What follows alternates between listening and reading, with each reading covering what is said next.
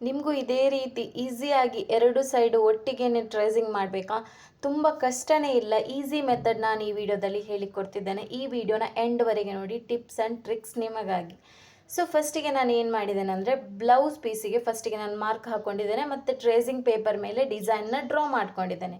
ಈಗ ನಾವು ಈ ಟ್ರೇಸಿಂಗ್ ಪೇಪರ್ ಮತ್ತು ಕ್ಲೋತ್ನ ಯೂಸ್ ಮಾಡಿಕೊಂಡು ಹೇಗೆ ನಾವು ಎರಡು ಸ್ಲೀವ್ಸ್ಗೆ ಒಂದೇ ಸಲ ನಾವು ಹೇಗೆ ಟ್ರೇಸ್ ಮಾಡ್ಬೋದು, ಎರಡು ಸೈಡ್ ನೆಕ್ಕಿಗೆ ಒಂದೇ ಸಲ ಹೇಗೆ ಟ್ರೇಸ್ ಮಾಡ್ಬೋದು ಅಂತ ನೋಡ್ಕೊಳ್ಳುವ. ಯಾಕಂದರೆ ನೀವು ಒಂದೊಂದು ಸ್ಲೀವ್ಗೆ ಟ್ರೇಸ್ ಮಾಡಿದಾಗ ಒಂದು ಡಿಸೈನ್ ಮೇಲೆ ಒಂದು ಡಿಸೈನ್ ಕೆಳಗಡೆ ಆಗುತ್ತೆ. ಸೊ ಅದನ್ನು ತಪ್ಪಿಸಲಿಕ್ಕೆ ಮತ್ತು ಎರಡು ಸ್ಲೀವ್ಸ್ಗೆ ಒಂದೇ ರೀತಿ ಹೇಗೆ ನಾವು ಟ್ರೇಸಿಂಗ್ ಮಾಡ್ಬೋದು ಅಂತ ಈ ವಿಡಿಯೋದಲ್ಲಿ ನಾನು ನಿಮಗೆ ತೋರಿಸ್ತಿದ್ದೇನೆ.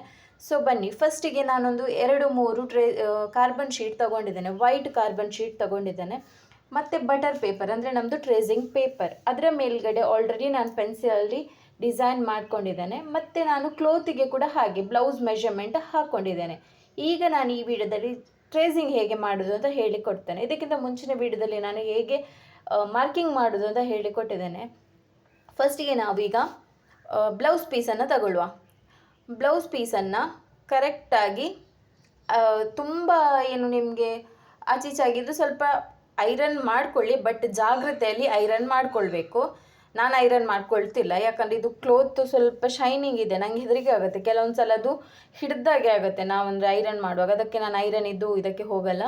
ಫಸ್ಟಿಗೆ ನಾನು ಮಾರ್ಕಿಂಗ್ ಮಾಡ್ಕೊಂಡಿದ್ದೇನಲ್ಲ 2 ಸ್ಲೀವ್ಸ್, ಅದನ್ನು ನಾನು ಕರೆಕ್ಟಾಗಿ ಅಂದರೆ ಅರ್ಧ ಫೋಲ್ಡ್ ಮಾಡ್ಕೊಳ್ತೇನೆ. ಒಂದು ಸ್ಲೀವು ಕ್ಲೋತ್ ಅಡಿಗೆ ಬರುತ್ತೆ, ಒಂದು ಸ್ಲೀವ್ ಕ್ಲೋತ್ ಮೇಲ್ಗಡೆ ಬರುತ್ತೆ. ನೋಡಿ, ಈಗ ಕರೆಕ್ಟ್ ನಾನು ಈ ರೀತಿ ಡಿವೈಡ್ ಮಾಡ್ಕೊಂಡಿದ್ದೇನೆ, ಆಯಿತಾ?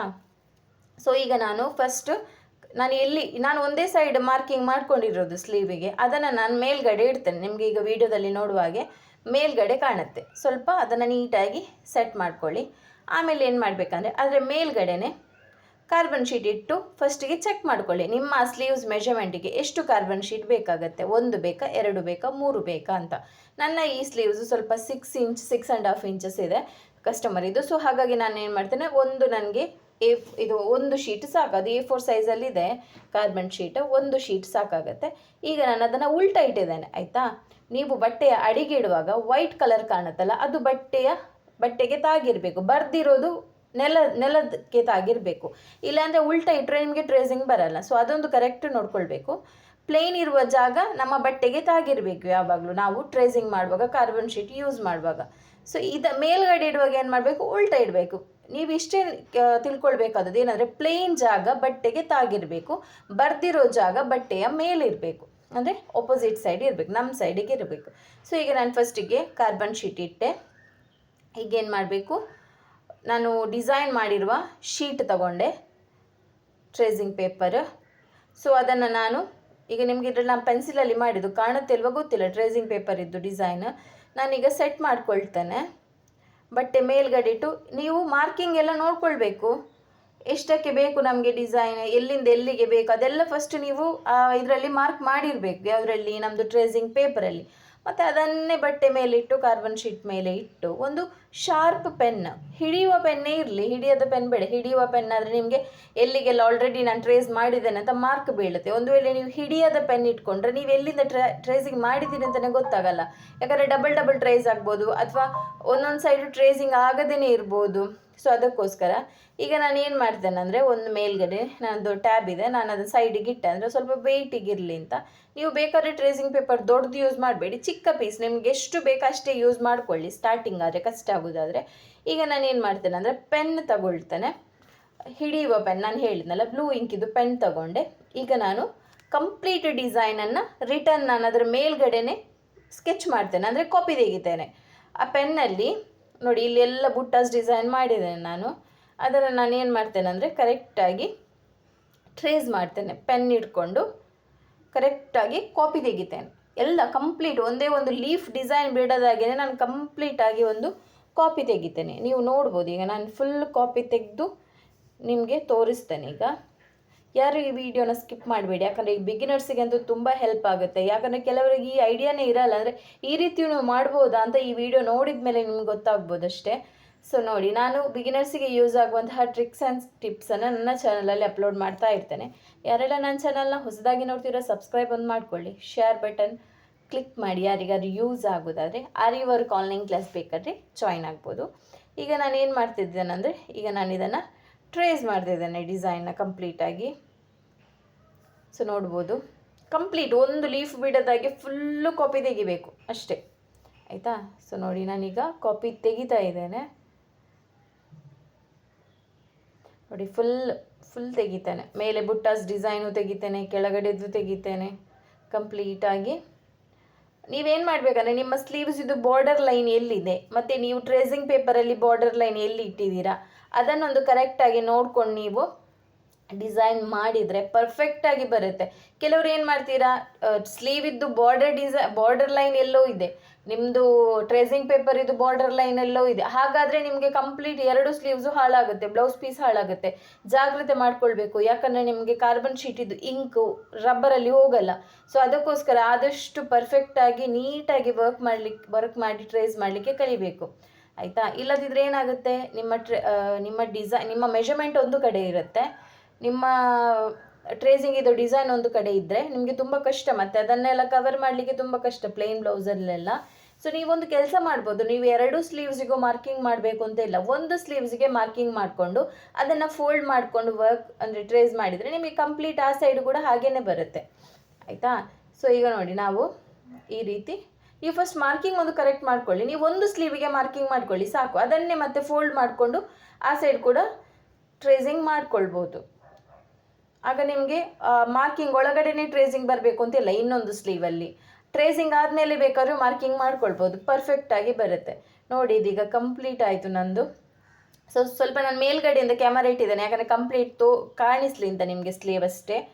ಡಿಸೈನ್ ಯಾವುದಾದ್ರೂ ನಾನು ನಿಮಗೆ ನೆಕ್ಸ್ಟ್ ಅಪ್ಲೋಡ್ ಮಾಡ್ತೇನೆ, ಅದ್ರ ಡಿಸೈನ್ ಆದಮೇಲೆ ನೋಡ್ಬೋದು. ಈಗ ನೋಡಿ ಎಷ್ಟು ಪರ್ಫೆಕ್ಟಾಗಿ ಬಂದಿದೆ ಅಂದರೆ, ಪ್ಲೇನ್ ಪೀಸಲ್ಲಂತೂ ತುಂಬ ಚೆನ್ನಾಗಿ ಬರುತ್ತೆ ನೋಡಿ, ಡಿಸೈನ್ ಪರ್ಫೆಕ್ಟಾಗಿ ಬಂದಿದೆ, ಎಲ್ಲೂ ಗ್ಯಾಪ್ ಇಲ್ಲ. ನಾನು ಹಾಕಿದ ಮೆಷರ್ಮೆಂಟಿಗಿಂತ ಎಲ್ಲೂ ಗ್ಯಾಪ್ ಇಲ್ಲ. ನೀವು ನೋಡ್ಬೋದು, ಎಲ್ಲಿಯಾದರೂ ಗ್ಯಾಪ್ ಬಂದಿದೆಯಾ, ಹೊರಗಡೆ ಬಂದಿದೆಯಾ ಡಿಸೈನ್ ಅಂತ, ಎಲ್ಲೂ ಬಂದಿಲ್ಲ. ಅಷ್ಟು ಪರ್ಫೆಕ್ಟಾಗಿ ಮಾಡಿದರೆ ಮಾತ್ರ ನಮಗೆ ನೀಟಾಗಿ ಕಾಣುತ್ತೆ ನೋಡಿ. ಇದು ಇನ್ನೊಂದು ಸ್ಲೀವ್, ನಾನು ಮಾರ್ಕಿಂಗ್ ಮಾಡಿಲ್ಲ ಈ ಸ್ಲೀವಿಗೆ, ಬಟ್ ಆದ್ರೂ ಡಿಸೈನ್ ಮಾಡಿದೆ ನೋಡಿ.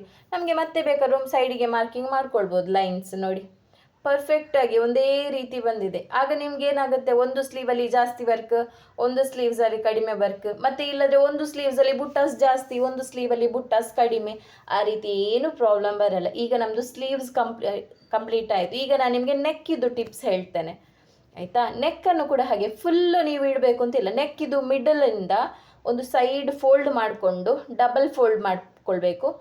ಅಂದರೆ ನೆಕ್ಕಿದ್ದು ಅರ್ಧ ಬಟ್ಟೆ ಅಡಿ ಇದೆ, ನೆಕ್ಕಿದ್ದು ಅರ್ಧ ಬಟ್ಟೆ ಮೇಲಿದೆ, ಆಯಿತಾ. ಸೊ ನೋಡಿ, ಈ ರೀತಿ ಕಾರ್ಬನ್ ಶೀಟ್ ಇಟ್ಟು ಅರ್ಧ ನೆಕ್ಕನ್ನು ಕವರ್ ಮಾಡಿ, ಬಟ್ಟೆ ಒಳಗಡೆ ಇನ್ಸೈಡ್ ಇರುವ ಮಾರ್ಕಿಂಗ್ ಮಾಡಿದ್ದೀರಲ್ಲ ಅದು. ಈಗ ನಾನು ಕರೆಕ್ಟ್ ಸೆಟ್ ಮಾಡ್ಕೊಳ್ತೇನೆ. ನೆಕ್ಕನ್ನು ಕೂಡ ಹಾಗೆ ಬ್ಯಾಕ್ ನೆಕ್ಕನ್ನು ಕೂಡ ಅರ್ಧ ಫೋಲ್ಡ್ ಮಾಡಿಕೊಂಡೆ.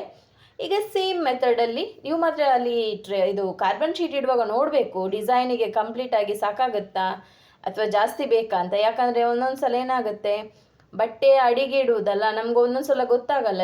ನಾವು ಟ್ರೇಸ್ ಮಾಡುವ ಜಾಗದಲ್ಲಿ ಕಾರ್ಬನ್ ಶೀಟ್ ಇಲ್ಲ ಅಂದರೆ ಅದು ಮಾರ್ಕಿಂಗ್ ಬರಲ್ಲ, ಮತ್ತು ನಿಮ್ಗೆ ತುಂಬ ಕಷ್ಟ, ಡಬಲ್ ಕೆಲಸ ಆಗುತ್ತೆ. ಅದಕ್ಕೋಸ್ಕರ ಪರ್ಫೆಕ್ಟಾಗಿ ಆಗಬೇಕು ಅಂದರೆ ನಾವು ಫಸ್ಟ್ ಸೆಟ್ ಮಾಡ್ಕೊಳ್ಬೇಕು, ಆಮೇಲೆ ಟ್ರೇಸ್ ಮಾಡ್ಕೊಳ್ಬೇಕು. ಅಂದರೆ ಒಮ್ಮೆಲೆ ಇಟ್ಟು ಟ್ರೇಸ್ ಮಾಡೋದಲ್ಲ, ಮತ್ತು ನಿಮಗೆ ಅದು ಆಚೆ ಈಚೆ ಆಯಿತು ಅಂದರೆ ತುಂಬ ಕಿರಿಕಿರಿ ಆಗುತ್ತೆ ಅದು ವರ್ಕ್ ಮಾಡಲಿಕ್ಕೆ. ಈಗ ನಾನು ಎಲ್ ಶೇಪಲ್ಲಿ ಇಟ್ಟೆ, ನನಗೆ ಸ್ವಲ್ಪ ಕೆಳಗಡೆ ಕೂಡ ಡಿಸೈನ್ ಬರಬೇಕಲ್ಲ, ಸೊ ಅದಕ್ಕೋಸ್ಕರ ಎಲ್ ಟೈಪಲ್ಲಿ ಇಟ್ಟು ಈಗ ಡಿಸೈನ್ನ ಮಾಡ್ತೇನೆ. ಇದು ಕೂಡ ಹಾಗೆ, ನಾನು ಇನ್ನೊಂದು ಸೈಡ್ ಮಾರ್ಕಿಂಗ್ ಮಾಡ್ಕೊಳ್ಳಿಲ್ಲ, ಶೇಪ್ ಕೊಡಲಿಲ್ಲ, ಒಂದು ಸೈಡ್ ಮಾತ್ರ ಶೇಪ್ ಕೊಟ್ಟಿರೋದು. ಯಾಕಂದರೆ ನಾವು ಒಂದು ಸೈಡ್ ಶೇಪ್ ಕೊಟ್ಟರೆ ಸಾಕು, ಅದೇ ರೀತಿ ಆ ಸೈಡ್ ವರ್ಕ್ ಬರುವಾಗ ನಮ್ಗೆ ಈಸಿ ಆಗುತ್ತೆ ವರ್ಕ್ ಮಾಡಲಿಕ್ಕೆ. ಈಗ ನಾನು ಕಾರ್ಬನ್ ಶೀಟ್ ಇಟ್ಟೆ, ಟ್ರೇಸಿಂಗ್ ಪೇಪರ್ ಇಟ್ಟೆ, ಅದರ ಮೇಲೆ ಸೆಟ್ ಮಾಡಿಕೊಂಡೆ ನೋಡಿ. ಈಗ ನಾನು ಸೇಮ್ ಪೆನ್ನಲ್ಲೇ ಈಗ ಡಿಸೈನ್ನ ಟ್ರೇಸ್ ಮಾಡ್ಕೊಳ್ತೇನೆ, ಸೇಮ್ ಪೆನ್ನಲ್ಲಿ. ಸ್ವಲ್ಪ ಟ್ಯಾಬಲ್ಲಿ ಇಟ್ಟು ಸ್ವಲ್ಪ ವೆಯ್ಟ್ ಇದ್ದ ಐಟಮ್ ಇಟ್ಟುಬಿಡಿ ಅಲ್ಲಿ, ಆಗ ನಿಮಗೆ ಈಸಿ ಆಗುತ್ತೆ, ಆಯಿತಾ. ಸೇಮ್ ವರ್ಕ್ ಇದೆ ನಂದು. ಸ್ಲೀವ್ಸ್ ಬಾರ್ಡರಲ್ಲಿ ಯಾವ ವರ್ಕ್ ಇದೆ ಅದೇ ವರ್ಕ್ ನಾನು ನೆಕ್ಕಿಗೆ ಕೂಡ ಕೊಟ್ಟಿದ್ದೇನೆ. ಸೊ ಇದಕ್ಕೊಂದು ಎರಡು ಕಲರ್ ಥ್ರೆಡ್ ಮ್ಯಾಚ್ ಮಾಡಲಿಕ್ಕಿದೆ. ಸೊ ಇದರದ್ದು ಕೂಡ ವಿಡಿಯೋ ನಿಮಗೆ ಮುಂದಿನ ದಿನದಲ್ಲಿ ಅಪ್ಲೋಡ್ ಮಾಡ್ತೇನೆ, ಡಿಸೈನ್ ಹೇಗೆ ಬಂದಿದೆ ಅಂತ ನೋಡಿ. ಸೊ ಈಗ ಇದನ್ನು ಕೂಡ ಸೇಮ್ ಮೆಥಡಲ್ಲಿ ನಾವು ಟ್ರೇಸ್ ಮಾಡಿಕೊಳ್ಳುವ. ಇದು ತುಂಬ ಈಸಿ, ಯಾರಿಗೆ ಬೇಕಾದ್ರೂ ಮಾಡ್ಬೋದು. ಈಗ ತುಂಬ ಜನ ಬಿಗಿನರ್ಸ್ ಹೇಳ್ತಾರೆ ನಮಗೆ ಪ್ರೊಫೆಷ್ನಲ್ ಲೆವೆಲಲ್ಲಿ ವರ್ಕ್ ಮಾಡಬೇಕು. ಪ್ರೊಫೆಷ್ನಲ್ ಲೆವೆಲಲ್ಲಿ ನೀವು ವರ್ಕ್ ಮಾಡಬೇಕಾದ್ರೆ ನೀವು ಫಸ್ಟ್ ಟ್ರೇಸಿಂಗ್ ಕಲಿಬೇಕು. ಟ್ರೇಸಿಂಗ್ ಡಿಸೈನ ನೀಟಾಗಿ ಡ್ರಾ ಮಾಡಲಿಕ್ಕೆ ಕಲಿಬೇಕು. ಅದರ ಮೇಲೆ ನೀವು ವರ್ಕ್ ಮಾಡಿದ್ರಂತೂ ಪ್ರೊಫೆಷ್ನಲ್ ಲೆವೆಲಲ್ಲೂ ಬರುತ್ತೆ. ಪ್ರೊಫೆಷ್ನಲ್ ಲೆವೆಲ್ ಅಂದರೆ ಖಾಲಿ ವರ್ಕ್ ಮಾಡೋದು ಮಾತ್ರ ಅಲ್ಲ, ಟ್ರೇಸಿಂಗ್ ಮೇಯ್ನ್ ಇರೋದು, ಮೇಯ್ನ್ ಸ್ಟೆಪ್ ಇರೋದೇ ಟ್ರೇಸಿಂಗ್ ಮಾಡೋದು.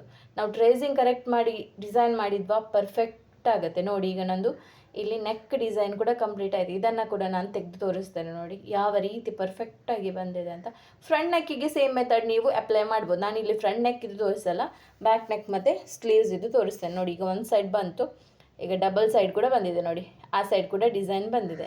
ಇದೀಗ ನಾನು ಮೇಲಿಂದ ಇಟ್ಟ ಕಾರಣ ಸ್ವಲ್ಪ ನಿಮಗೆ ಡಿಸೈನ್ ಯಾವುದು ಅಂತ ಗೊತ್ತಾಗಲಿಕ್ಕಿಲ್ಲ. ಬಟ್ ಈ ಟ್ರಿಕ್ಸ್ ನಿಮಗೆ ಇಷ್ಟ ಆಗಿದ್ದರೆ ನನ್ನ ಚಾನಲ್ನ ಫಾಲೋ ಮಾಡಿ, ಸಬ್ಸ್ಕ್ರೈಬ್ ಮಾಡಿ, ಮತ್ತು ಯಾರಿಗಾದರೂ ಕ್ಲಾಸ್ ಬೇಕಾದರೆ ಕಾಂಟ್ಯಾಕ್ಟ್ ಮಾಡಿ. ಇದು ನಾನು ಬಿಗಿನರ್ಸಿಗೋಸ್ಕರ ಒಂದು ಚಿಕ್ಕ ಟಿಪ್ಸ್ ನಂದು. ಓಕೆ, ಇಷ್ಟ ಆದರೆ ಲೈಕ್ ಬಟನ್ ಪ್ರೆಸ್ ಮಾಡೋದನ್ನು ಮಾತ್ರ ಮರಿಬೇಡಿ. ನೆಕ್ಸ್ಟ್ ವಿಡಿಯೋದಲ್ಲಿ ಸಿಗ್ತೇನೆ. ಬಾಯ್ ಬಾಯ್.